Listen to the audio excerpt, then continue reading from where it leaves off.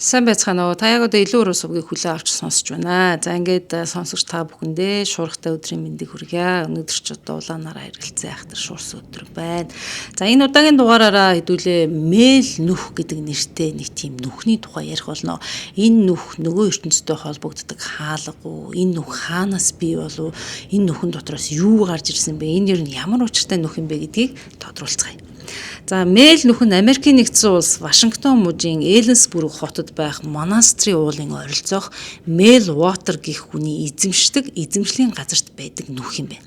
За энэ нүхийг ерөөсөө энэ Мэйл Вотер гэдэг хүн нэрээр нь ингээд мэйл нүх гэж нэрлсэн юм байна.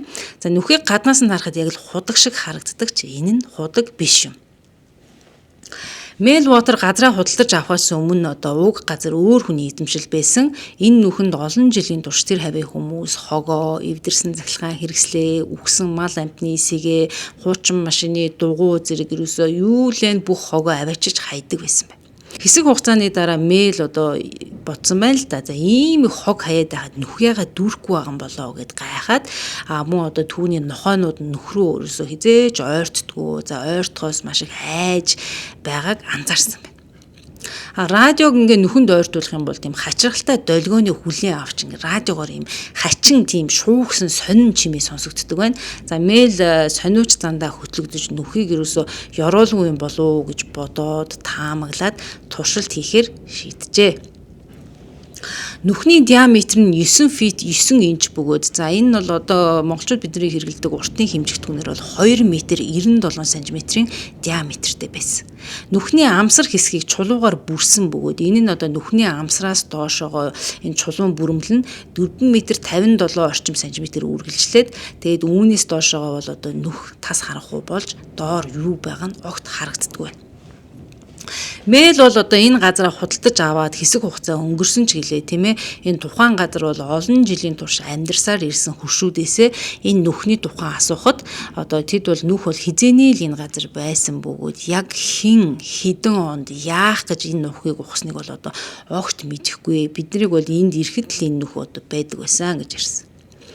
За мөн олон жил одоо энэ нүх рүү тухайн одоо газрын оршин суугчид бүгдээрээ хогоо хайсан ч гэлээ одоо байн хайдаг ч гэлээ нүх бол хизээч дүүрж байгаагүй гэж хүмүүс нэмж ярьсан байна. Нүх рүү ямар нэгэн зүйлийг ингээд шитгэхэд ёроолд нь одоо хурч унаж байгаа чимээ огт гарахгүй байсан бөгөөд нүх рүү ингээд орилоход толгоогоо ээж байгаад орилоход хүний цуурай огт сонсогддоггүй гэнэ. Ингээд мэйл нүхийг хэр гүн болохыг үзэхээр шийдсэн.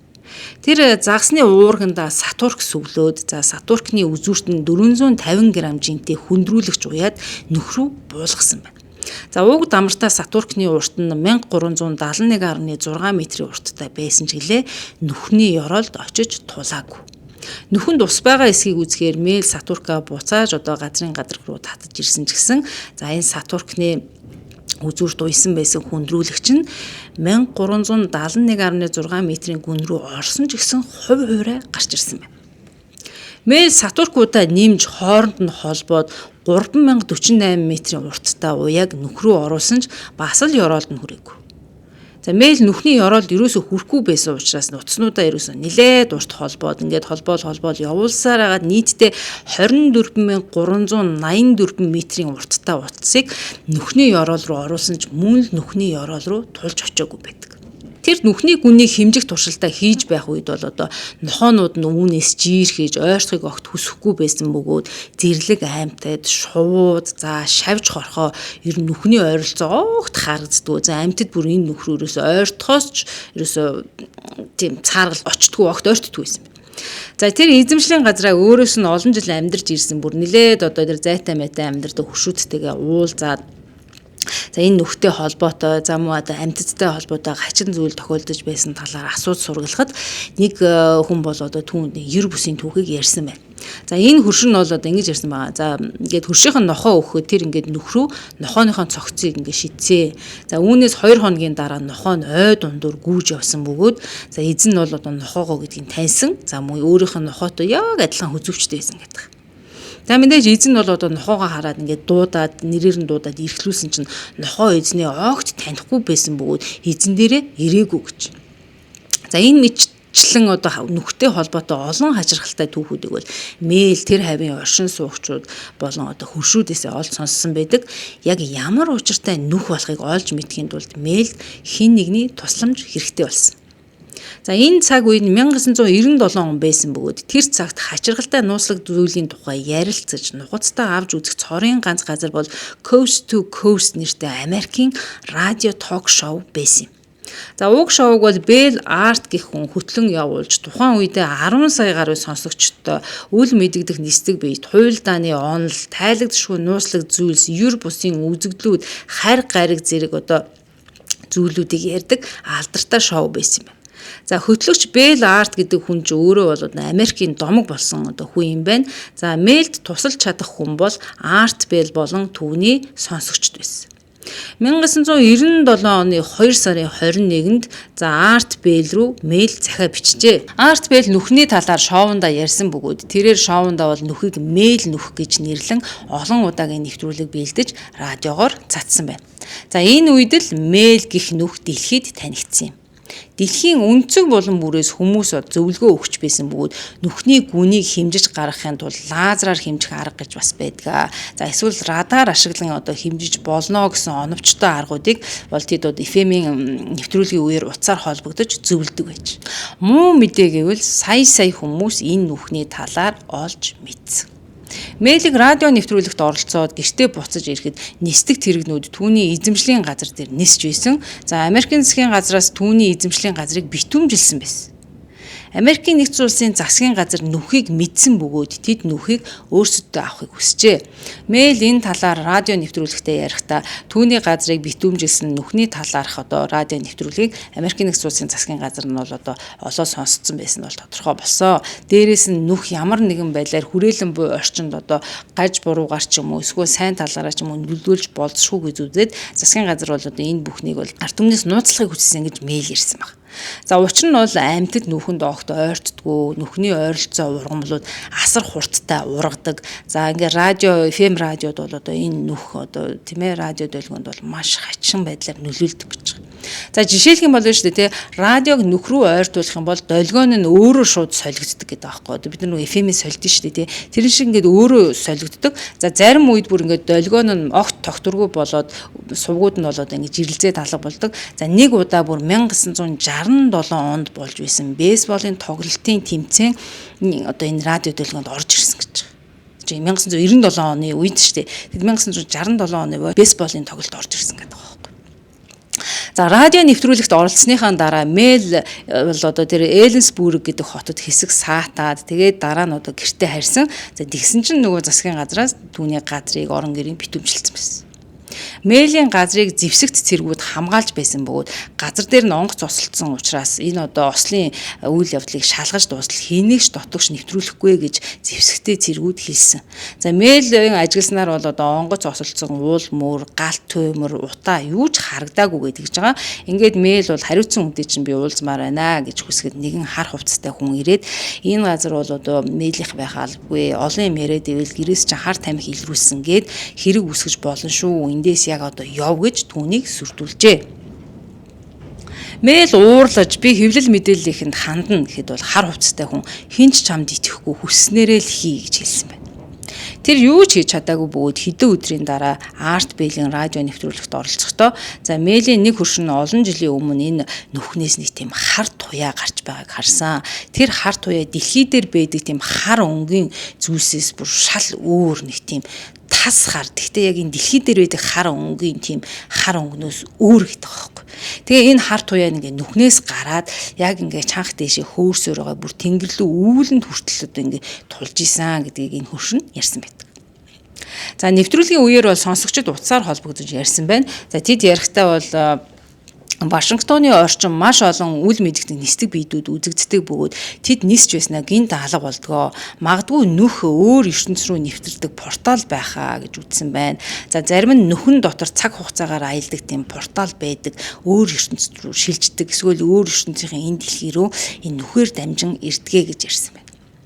За тиймээс л одоо нүх рүү хайсан бүх хог хаягдал алга болдог бөгөөд одоо тэр бүх хог өөр ертөнцийн хаа нэгтээ очиж ундаг гэж хүмүүс таамагласан байна. Энэ мэдчлэн олон онолыг сонсогчд гаргасан. За хэн мэдхүйлээ харамсалтай нь энэ бүхний эцэст мэйл өөрийн эзэмшлийн газар руугаа нэвтрэх ирэхгүй болсон. Гэртээ ч орох ирэхгүй болсон баг. За мэйл орон нутгийн бусад хүмүүстэй ярилцаж илүү мэдээллийг олж цуглуулсан. За нүхний эргэн тойронд олон жилийн өмнө хид хідэн чулуун багна байсан гэж нэг өндөр настай ярьсан байна. За тэгээд тэр чулуун багнууд нь ягаад чинь алга болсон. Нэгэн сонсогч мэйлийг бол радио шоунд оролцож байхад одоо нүхний талаар радио шоунд оролцож ярьсан их том алдаа болсон. Чимээгүй одоо энэ байдлыг нам дарж тиймээ судлах ёстой байсан юм а гэж хэлсэн. За яагаад гэвэл засгийн газар үүнийг сонсоод тухайн газрыг бол өөрийн эрх мэдэлтэй аваад битүүмжилсэн. За тиймээс л бол одоо энэ шоу дуусч хожим нь мэйл утсаач авахгүй хинтээч холбоо барихгүй ор сурггүй алга болсон. За ингээд мэйл бол хэсэг хугацаанд ор сурггүй алга болчоод ингээд дахин гарч ирэх хүртлээр 3 жилийн хугацаа өнгөрсөн юм байна. За яг юу болсон бэ гэхээр түүний эзэмшлийн газрыг 3 сая доллараар Америкийн нэгдсэн улсын засгийн газар одоо үнэлээд мөнгийг нь мэйлд төлсөн бөгөөд Америкийн нэгдсэн улсаас мэйлийг одоо явахыг сануулж нууцын гэрээнд гарын үсэг зурулсан гэжээ. Мэйл гэрээг зөвшөөрсөн бөгөөд Австралид 2 жил амьдарсан байна. За 2 жилийн дараа тэр гэртээ одоо эрхийг хүсч гэр бүлээ санаж Америкт зочлохоор буцаж ирсэн. За мэйлийг бол одоо нууцын гэрээгээ зөрчихгүй байхыг сануулсан чи тэр тоолгүй Америкт буцаж ирсэн. Тэр одоо энэ нөгөө FM радиогийн хөтлөгч Арт Бэлтэй холбоо барьж одоо дахиад ингээд нэвтрүүлэгт оролцъё гэж тэр хоёр ярьж тохирсон байна. За мэйл бол энэ тухай ярихдаа хэлсэн байгаа. За би Америкт ирсэн өдрөө л одоо дүүтэйгээ уулзахаар автобусанд суусан. За тэгээд автобусанд миний суусан автобусанд ингээд хэрүүл гараад хүмүүс хоорондоо хэрэлдээ сүүлдээ учир начраа олохоо байгаа цагдаа дуудсан. За ингээд цагдаа нар ирээд бүх зорчигчдыг нэг нэгээр нь байцаагаад өөр автобусанд бид нарыг шилжүүлж суулгасан. За ингээд нөгөө өөр автобусанд шилжиж суусан. Тэгэл би ухаан баларцсан. Тэрнээс хойш би огт юу ч санаагүй гэж мэйл ирсэн. За тэр Сан Францискогийн гудамжинд сэрсэн бөгөөд 12 хоногийн турш ухаангүй байснаа олж мэдсэн байна. Төрөвч түлхүүр нь алга болсон байна. Амнаас нь цус амтлагдаж байсан бөгөөд гар нь хүчтэй өвдөж исэн. Тэгээ гараа яагаад өвдөд байгаа юм болоо гэж цамцныхаа ханцууг бол шамлаад харахад түүний одоо гаранд судас тариа хийсэн айгүй олон зүүнний сорвиг мэйл олсон байна.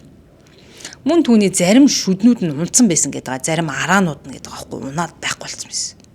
Мэйл өөрийн эзэмшил газраа засгийн газраас бол буцааж авахаар заргалтаад одоо шүүхээр явсан. За тэгэхэд бол шүүхээс түүнд хууль бусаар шугам татсан, бохирын цооног ухсан, зөвшөөрөлгүй хатуу хучлалттай зам эзэмшлийн газар дээрээ тавьсан гэж буруутхан арга хэмжээ авсан. Мэйл эзэмшлийн газар байшин гээд бүх өмч хөрөнгөө алдсан. Мөн түүний одоо энэ тухай одоо ингээд радиогоор ярьснаас хойш 2 хоногийн дараа түүний банкнд танаас нь хоосорч бүх мөнгө нь хайдсан мэддэхгүй алга болсон байна.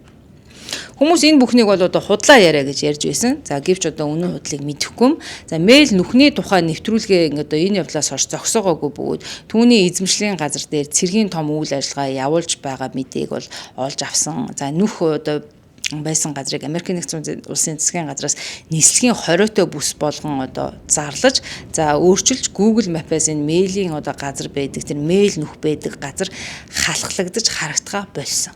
Энэ нь ч бол батлагдсан байгаа. Хүмүүс яг одоо тэр газрыг ингээд Google Map-аар хайхад бол тэр тухайн газрыг бол харлуулад харагдахыг болилцсон байсан.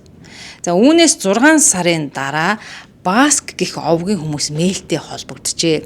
За баскчууд түүнийг Невадад ирж нэгэн нүхийг одоо хамт судлахыг одоо туслаач хүрээд ирээч гэж гуйсан байна. За мэйл бол энэ тухай ярихдаа би Невадаараа явж Баск овгийн хүмүүстэй уулзсан. Би нүхийг очиж үзлээ. Нүх баскчуудын хонио бэлчээдэг тийм бэлчээрийн газарт байсан гэж ярьсан. За баскчууд гэж хэн бэ гэдэг одоо мэдээллийг та бүхэндээ товчхон хүргэе. За баскчууд бол Испаний хойд хэсэг, Францын баруун өмнөд хэсэгт Пиренен нурууны ойролцоох Баск хэмээх уугуул ухсааны хүмүүс юм. 1800-аад оны дундуур баскчууд Америкийн нэгдсэн улсын Невада зэрэг мужуудад ирж суурьшжээ. Тэд Невадад хонь маллаж амьдардаг юм байна. Баскчууд ярихдаа энэ одоо нүх бол энэ газар эртнээс байсан бөгөөд тэдний мэдж буйгаарлав 200 жилийн тэртегээс л одоо энэ нүх байсан. Ингээд Баск овгийн хүмүүс одоо өвгд эзэн энэ нүх байдаг газрыг ариун газар гэж бол үзсээр ирсэн. Энэ нүхний диаметр нь мэйл нүхний диаметртэй яг адилхан байсан. Мэйл нүхний амсрыг бол одоо чулуугаар тоторсон одоо амсар хэсэг нь тийм ээ эхний одоо нэг хэдэн метрийн чулуу байсан бол за энэ Невадад байгаа энэ нүхний амсар нь металл төмөр тоторлоготой байсан байна. За ингээд нүхнээс байнгын тийм дулаан ялгарч байдаг бөгөөд за энэ нүхний эргэн тойрны газар очиход ч гэсэн их дулаахан байдаг байна. За ингээд мэйл нэгэн удаа энэ нүх рүү ингээд төмөр багжаа унахад бол тэр нүхнээс одоо төмрийг ингээд зөхөд дан гэд ингээд чимээ гардаг шүү дээ. Төмрийг төмөр зүйлэр ч юм ямар нэг юм хатуу зүйлэр зөхөд тэгэхэд энэ нүхний амсрыг бүрсэн тэр төмөр металлаас ямар ч чимээ гарахгүйсэн гэдэг. За ингээд мэйл бол одоо шууд баскчуудтай нээлж энэ нүхийг үзэх туршилтаа эхлүүлжээ. Тэд бол эхний ээлжинд ингээд хувинд мөс хийгээд нүх рүү доошоогоо 304 метрийн гүн рүү хувинтай мөсөө буулгасан. За мөн тэд бас яг нүхний амсар дээр ингээд мөс тавьсан. За энэ амсар дээрх мөсийг хайлж дуусгаад л одоо нүхний гүн рүү оруулсан хувинтай мөсөө одоо нүхнээс татаж авсан. Нүхнээс гаргаж ирэхэд бол хувинд байсан мөс бол огт хайлаагүй байсан. За мөсний бүтцэн өөрчлөгдөөд тийм давс шиг юм талсттай болоод ингээ бөөгнөрөөд юм том юм бөөрийнхи юм одоо манайх нар бол юм нуурын давс гэдэг шүү дээ. Бүхэл тиймэрхүү болцсон байсан гэдэг. За ингээд тэр мөсөнд хүрэхэд бол нойтон хүүтэн биш байсан. За өөрөөр хэлбэл ерөөсөө тэр мөс усны шинж чанараа алдчихсан байсан. Тиймээс тэд ил галд дээр бол мөсийг хайлуулах гэж оролцсон байна. За мөс хайлсангүй харин бүр шатаж ихэлсэн бөгөөд энэ мөсөнд хідэн сарын турш огт унтралгүйгээр шатсаар байсан гэж байгаа. Маш сонирхолтой. Тиймээс тэд нүх рүү янз бүрийн хэмжээний мөсийг дахин хийж туршсан байна. За ойролцоогоор хувинтай мөсний 3/2 нь бол яг л хэвийн байсан.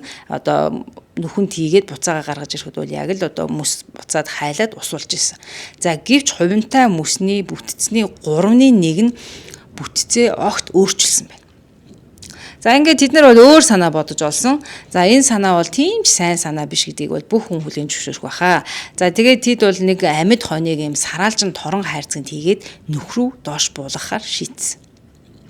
Мэйл энэ бүхнийг бол хожим радио нэвтрүүлэгт бол орох үедээ за би энэ нүх болон одоо нүхний эргэн тойронд ямар нэгэн тийм юр бусын хачирхалтай нэг тийм одоо гэгээлэг тийм энергийг би мэдэрч исэн гэж бол мэйл ярьсан баг. За тэд хоныг ингээд нүх рүү оруулах үед хонь яг одоо торон хайрцагнаасаа гарах гэж маш их одоо тийчилж тавгуурхаж одоо ингэж хайрцагнаасаа гарах гэж зүтгэж исэн гэж байгаа.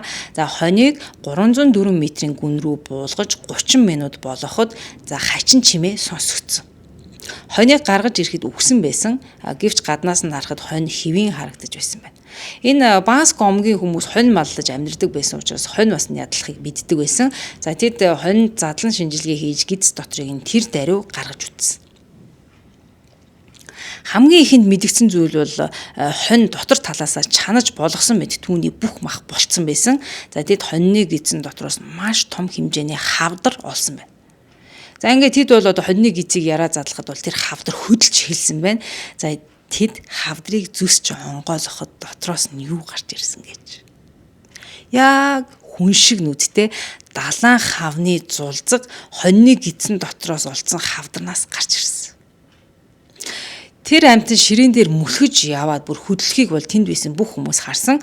За амтан магадгүй нөхрүүгээ буцаж орохыг хүсч байсан бөгөөд одоо мэйл бол одоо амтныг нүхний амсар дээр аваачиж тавьсан. Мэдээж тэр амтан тийм нялцгай байсан бөгөөд шингэн озон шиг үнэртэж байсан гин. За хачин далайн хав шиг амтныг бол одоо тэд нэр 2 цаг орчим судалж ажиглаж одоо харсныхаа дараа энэ далайн хав өөрөө нөхрүүгээ үсэрчээ. Мэйл энэ нүхийг судлахаар энэ Невадад ирэх үед бол тэрээр бол хоолон хорт хавдартай гэж онцлогдоод байсан бөгөөд эмчнэр түүнийг бол 6 сарын настай гэж хэлж ирсэн юм байна. За гэвч энэ бүх туршилтын дараа Мэйлийн хоолооны хорт хавдар ор сураггүй алга болсон байсан. Тэр бүрэн идэгсэн байсан. Мэйлж юр бусын далдын хүчин тусалж түүний хавдрыг эдгээсэн гэж бол тэр үздэг. За баскчуудын нэг нь Мэйл одоо Америк руугаа Вашингтон руугаа буцаад ингээд энэ одоо туршилт дуусныхын дараа энэ Баск омгийн нэг хүн одоо дулаацахын тулд туршилтаас гаргаж ирсэн тэр шатаж байгаа мөснөөс гэртээ аваачиж 100-ндаа хийсэн баг. За яг энэ Баск омгийн хүмүүс нь бол ерөөхдөө нэг одоо хонь малдаж амьдардаг учраас тийм орон гэргээд нэг сууршилтай гоё юм тогтоод хансаг байшин сав байдгүй юм бэлээ л дээ. Ерөөхдөө бол гэр гээд байгаа нэг манайхнаар бол за баг нэг амбаар л байсан байна. За ингээд тэрээр бол энэ шатж байгаа мөсийг бол амбаарынхаа 100-нд аваачиж хийсэн. За ингээд тэр 100-нд хийсэн мөс бол унтралгүй хэдэн сарын турш шатж байсан байна. За ингээд агаараас ерөөсө бүх чигийг энэ 100-нд шатж байгаа мөс өөртөө татаж байсан бөгөөд ерөөсө агаарыг маш их шатаж исэн гэж байгаа.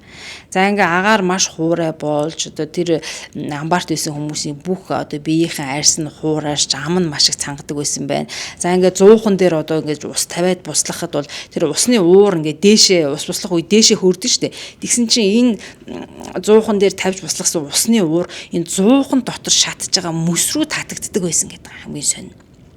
За ингээд нэг өдөр 100хан одоо ингээд шалан дээр унаад тэр мөс нь шатчихсан мөс газарт унсан. За ингээд тэд 100 руугаа мөсийг буцааж хийгээд хэдэн 7 хоногийн дараа бол одоо 100 мухныхаа ам хамрыг сайн тагалчаад ингээд энэ хүмүүс чинь нөгөө хонь малж амьдардаг учраас энэ амбаар орхиод явцсан баг. За ингээд хэдэн 7 хоногийн дараа буцаад ирэхэд бол нөгөө амбаар нь хөөрхөн шатаад үнс тоос болцсон хувь байсан гэж байгаа. За баскчуудын 100 бол газрын доошоо яг тэр 100 байсан яг чанх доошоо 1.5 м шигдэж орсон байсан бөгөөд за тэр 100 одоо шигдэж орсон 1.5 м газар тэр нүх маш өөг маш гоё цэвэрхэн бүр ингээд хүн бүр ингээс янзын гоё жимбитэл ухаад бүр өөлцсөн юм шиг тийм див тэгшгэн газар байсан гэж хамгийн сонь. За ингээд энэ Баск омгийн хүмүүс бол энэ 1 м доошоо нүхнээс бол 100-аа гаргаж авч чадаагүй бөгөөд за баскчууд энэ газрыг бол ариун газар болгож одоо тэнд үе очиж одоо мөрөгдөг болжээ. За тэд бол энэ газрыг бол тамгалагдсан газар гэж нэрлэж энэ газар ирэхэд бол тийм ээ маш их хайр, нинжин сэтгэл тийм сүнслэг тийм байдлыг бол мэдэрдэгэ гэж хэлсэн байна. За тэгээ энэ 100 байсан газар одоо өмнө нь огт ийм амтэн шувуу эргэлддэггүй байсан бол энэ 100 энэ 1.5 м газрын гүнд одоо орсноос хойш тийм ээ энэ шатдаг мөс тэнд шатснаас хойш бол маш гоё өнгөнгийн шувууд энэ тухайн газар одоо цуугалж эргэлдэж нисдэг болсон бөгөөд маш гоё үзэгсэн тэр шувууд энэ газар харагт болсон гэж байгаа. За ингээд баскчууд бол одоо энэ шувуудыг одоо огт алдаггүй бөгөөд одоо буудаж алахыг бол хориглодог юм байна. За магадгүй энэ шатдаг мөс тийм ээ одоо буруу хүний гарт орох юм бол манай дэлхийн гаригийг сүрүүлчих болох юм аа гэж Баск омгийн хүмүүс бол одоо сануулсаар байд юм байна. Мэйл нүхийг бол судлаад ингээд Невадагаас буцаж ирэхэд бол нөгөө радионы хөтлөгч Бэл Арт бол түүнтэй холбогдсон. За ингээд нүхний судалгааныхаа талаар хоёулаа радио нэвтрүүлэг хийя гэж хэлсэн байна. За мэйлч бүр зөвшөөрөөд за би Невада руу буцаж очиод ингээд бүх баримт нотлохоо, фото, зураг, камерын бичлэгүүдээ авчирья. Тэгээд ингээд хоёулаа бол одоо тэр нэвтрүүлгийг чинь тийм ээ ингээд бүр телевизээр ингээд одоо бүх зураг хүрэхтэй видеотон би одоо харуулъя гэж хэлсэн байна. За ингээд мэйл бол Невада руу буцаж явсноос одоо уцааж аваагүй хаана байгаа ч мэддэхгүй ор сургаггүй алга болсон тэр телевиз болон радио нэвтрүүлэгт оролцоогүй. Мэйл рүүсөө маш олон асуултуудыг үлдээгээд ор сургаггүй болсон. За ингээд хэдүүлээ яг энэ мэйл гэдэг нүх үнэхээр байд юм уу гэдгийг бол батлах гэж оролдъё. За нүхний байрлал байдаг тэр Вашингтон орчмын хэмэл дагуулаас харахад бол одоо тэр зургуудыг бол харлуулсан байсан ч гэсэн Google Map дээр газрын байрлал бол эргэж харагдсан гэж Америкчууд ярьдаг. За гэхдээ цэргийнхэн тийм ээ үнэхээр энэ газрыг авсан бол нүхийг бол таглаж үлдээх байсан. За тэгэхэд бол одоо энэ газар дээр байдаг тэр худаг шиг нүх бол одоо таглаагүй ил байдгийг бол хүмүүс олсон байна. За зарим хүмүүс бол мэйл нүхийг олсон гэж үздэгч одоо энэ нь бол худлаа гэж зарим хүмүүс үздэг. Учир нь жинхэнэ нүхний байрлалыг бол мэйл бол хүмүүст буруу зааж өгсөн. Энэ нүхний байрлал бол одоо ч нууц цэвэрээ байдаг гэж ярьдаг. За газрын зураг дээр мэйлийн эзэмшил газар бол харагддаг бөгөөд тэнд мөн л 2 м 97 см-ийн диаметртэй нүх байд юм байна. За энэ нүх байгаа газрыг эзэмшиж байсан Мэйл Water гэдэг хүний нэртэй одоо баримтыг бол архиваас хүмүүс олоогүй байна. За магадгүй бол Мэйл өөрийн хувийн нууцаа хадгалахын тулд энэ бүхнийг одоо ярихдаа өөрөө бол Мэйл Water гэдэг хуурамч нэр ашигласан байхаа гэж үздэг. За мэйл нүхний зурагтай подволк, ном, хуурамч фото зургуудыг одоо хэвлсэн зүйлүүдийг маш ихээр зардаг. За энэ түүх бол үнэхээр дог учраас тийм ээ одоо хүмүүсийн нүхтэй холбоотой барааг маш их худалдаж авах дуртай байдаг гинэ. Мэйл ор сургуу алга болсон шалтгааныг тэр худал төг цохиож ярьсан. Ер нь энэ мэйл гэдэг нүх огт байгаагүй. Энэ бүх туршилтууд ч худлаа. Тэгээд яг үүнийг баталж чадахгүй болсон болохоор тэр зүгээр зүгтаагаад алга болцсон гэж ярьдаг. За гисэн ч мэйл нүхний түүх бол 30 гаруй жилийн турш одоо хүртэл яригцаар байгаа бөгөөд энэ төрлийн сонирхолтой хачин одоо үл мэдэгдэх сэдв сонирхчдын сонсох дуртай сэдв хэвээр байгаа юм байна. За үүндээ яг магадгүй юу ч тохиолдсон юм бэлээ. Үнэхээр энэ нүх үнэхээр байдаг. Үнэхээр тийм хачин одоо шатдаг хүмүүс гарч ирсэн. За магадгүй тэр хоньны туршилтууд үнэн ч юм билүү юмыг ээж үтгүү. Магадгүй Америк нэгдсэн улсын засгийн газар энэ бүхнийг арт түмэнд болон олон нийтэд ил болгохгүй тулд мэйлийг бол одоо тийм ээ сургуу алга болгуулсан ч байж болох юм. За энэ түүхийг бол худлаа гэж няцаасан ч байж болох юм аа. За ингээ өнөөдрийн маань дугаар үүгээр дуусч байна. Та бүхний хүлээн авч сонсонд маш их баярлалаа. За дараагийн дугаараараа дахин уулзтлаа. Баяр та.